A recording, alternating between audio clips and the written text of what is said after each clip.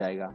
तो फ्रेंड्स चलिए हम स्टार्ट करते हैं और देखते हैं कि किस तरीके से हम उसको याद रख सकते हैं।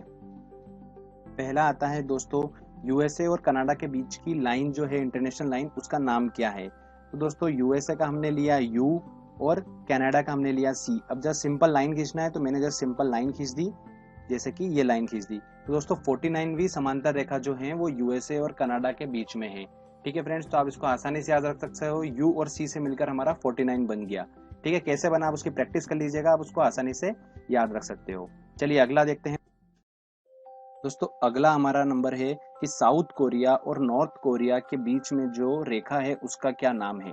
तो दोस्तों साउथ कोरिया और नॉर्थ कोरिया को आप ऐसे समझिएगा, ठीक है ना। मैंने जो लिख रखा है वो साउथ कोरिया आपको जैसा यहाँ पर दिख रहा है डायग्राम में, ये साउथ कोरिया, ठीक है, और ये बन गया हमारा नॉर्थ कोरिया। ठीक है, इनके बीच की लाइन देखना हमको। तो देखो किस तरीके से ये खुद ही हमें बताएगा कि इनके बीच की कौन सी लाइन है। तो ध्यान से देखिएगा दोस्तों, मैं साउथ कोरिया और नॉर्थ कोरिया को धीरे धीरे इस लाइन के पास में लाके टच कर देता हूँ। ठीक है, तो टच करने के बाद ये कैसा दिखेगा, तो टच करने के बाद देखिएगा दोस्तों कैसा लगेगा ये। ठीक है ना फ्रेंड्स। तो अब देखिए पीछे क्या बन गया दोस्तों, ये 8 बन गया। ठीक है ना, ये पीछे जैसे दिख रहा होगा आपको, ये बन चुका है 8।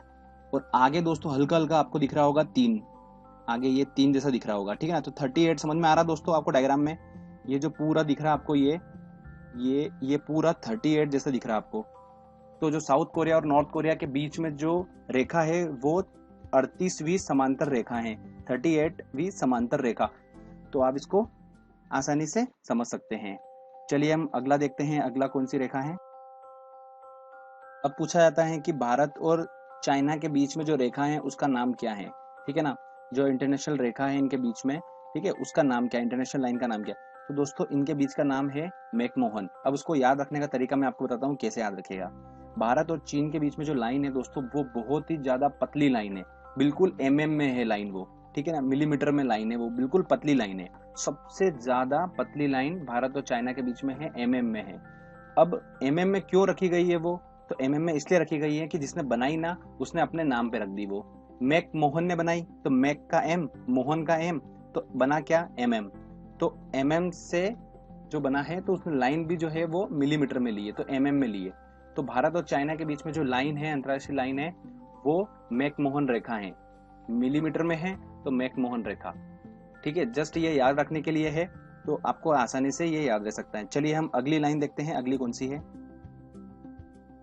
तो अगली आता है दोस्तों हमारा नंबर, पाकिस्तान और अफगानिस्तान के बीच में जो रेखा है, इंटरनेशनल लाइन है, उसका नाम है ड्यूरंड रेखा। इसको याद रखने का तरीका ये है कि जब ये रेखा बन रही थी तो बहुत ज़्यादा खर्चा हो रहा था। पाकिस्तान और अफगानिस्तान इतने ज़्यादा पैसों को लेकर इतने ज़्यादा स्ट्रांग देश नहीं है। तो जहाँ पर लाइन के बीच में खर्चा हो रहा था तो अफगानिस्तान ने बोला कि मेरे पास इतना पैसा नहीं है कि मैं कुछ बीच में पार्टीशन लाइन का हो रहा है तो मैं पैसा खर्च कर पाऊँ। तो पाकिस्तान ने कहा एक काम करना, ड्यू रेन देना, पर पार्टीशन तो करना पड़ेगा, तो ड्यू रेन देना, तो ड्यू रेन देना, तो ड्यूरन रेखा। ठीक है ना, तो आप इसको इस तरीके से स्टोरी वाइज आप याद रख सकते हो। तो ये वाली रेखा भी हमको याद हो गई, पाकिस्तान और अफगानिस्तान वाली। चलिए अगली रेखा हम देखते हैं कि कौन सी है। तो फ्रेंड्स अगला हमारा आता है भारत और पाकिस्तान के बीच की रेखा जो है उसका नाम क्या है। तो उसका रेखा का नाम है रेड क्लिफ रेखा। तो स्टोरी ऐसी है कि भारत और पाकिस्तान के बीच में आए दिन जो बॉर्डर है वहां पर हमले होते रहते हैं। ठीक है, तो कई सैनिकों का खून भी बहता रहता है।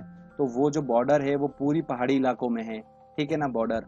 तो दोस्तों जो रेखा है वो वाली, वहां पर पूरी वो रेखा जो है वो पहाड़ी इलाकों में बनी हुई है, और वहाँ आए दिन जो होता है फायरिंग होती है और सैनिकों का खून बहता है। तो जो वहाँ के पहाड़ है वो पूरे लाल हो चुके हैं खून में। तो रेड क्लिफ, क्लिफ का मतलब पहाड़ होता है, और रेड, रेड से हमारा बन गया रेड पहाड़। तो आप वहां से उसको याद रख सकते हो कि रेड क्लिफ रेखा जो है भारत पाकिस्तान के बीच में ही हो सकती है। तो ये आपको आसानी से याद रह सकता है। चलिए अब हम अगली लाइन देखते हैं कि कौन सी कंट्री की है। अगली है दोस्तों फिनलैंड और रूस के बीच में जो लाइन है उसका नाम क्या है। जो इंटरनेशनल लाइन है उसका नाम है दोस्तों मेन रहीम रेखा, फिनलैंड और रूस के बीच में है। ठीक है, तो इसको याद रखने का तरीका मैं आपको बताता हूँ। इन दोनों कंट्रीज के बीच में जो लाइन आ रही है वहां पर क्या बहुत ज़्यादा ठंडा है पूरा। तो जो ठंडी कंट्री है सारी है, ठीक है ना, कोल्ड कंट्री है, तो वहां पर क्या बर्फबारी होती रहती है, तो जो उनके बीच की लाइन है वहां पर क्या होता है, आए दिन बर्फबारी होती रहती है, तो लाइन जो है उनकी वो पूरी बर्फ में ढक जाती है, ठीक है ना। अब दोस्तों जैसे नाम देखिए आप, मेन रहीम, तो हिम जो होता है ये हिंदी वर्ड होता है बर्फबारी का, ठीक है ना, हिम गिरना, बर्फ गिरना, तो आप उसको ध्यान रख सकते हो। तो स्टोरी ये है कि यहाँ आसपास जो लाइन के आसपास जो लोग काम करते हैं, बार बार वहां पर लाइन से जो बर्फ हटाते हैं, तो वो इतने ज्यादा फ्रस्ट्रेट हो चुके हैं, बार बार बोलते हैं कि फिर हिम आ गई, अरे यार फिर हिम आ गई, मतलब फिर बर्फ आ गई, फिर हिम आ गई। तो इससे आप ऐसे देखिए कि फिर से हमारा बना, फी से हमारा फिनलैंड, र से बना हमारा रूस, और हिम से बना हमारा जो रेखा का नाम है हिम रेखा, मैन रहीम रेखा, ठीक है ना। तो इस तरीके से आप वो आसानी से उसको याद रख सकते हो कि फिनलैंड और रूस के बीच में जो रेखा है वो हिम रेखा है, मैन रहीम रेखा है, तो फिर हिम आ गई, ये इसकी ट्रिक है। तो इससे आप आसानी से इसको याद रख सकते हो। चलिए आगे हम देखते हैं। अब दोस्तों अगला आता है हमारा, एक पूछा जाता है कि जर्मनी और पोलैंड के बीच में जो इंटरनेशनल लाइन है उसका नाम क्या है, और जर्मनी और फ्रांस के बीच में जो इंटरनेशनल लाइन है उसका नाम क्या है, ठीक है ना। तो इसको याद रखने का तरीका बहुत ही शानदार है, आप ध्यान से समझिएगा इसको। जर्मनी है, जैसा कि नाम से स्पष्ट है, जर्मनी, जर्मनी, तो जमाना, जमाना, तो जर्मनी का काम क्या है, जमाना, किसी चीज को जमाने का काम है इसका, ठीक है ना।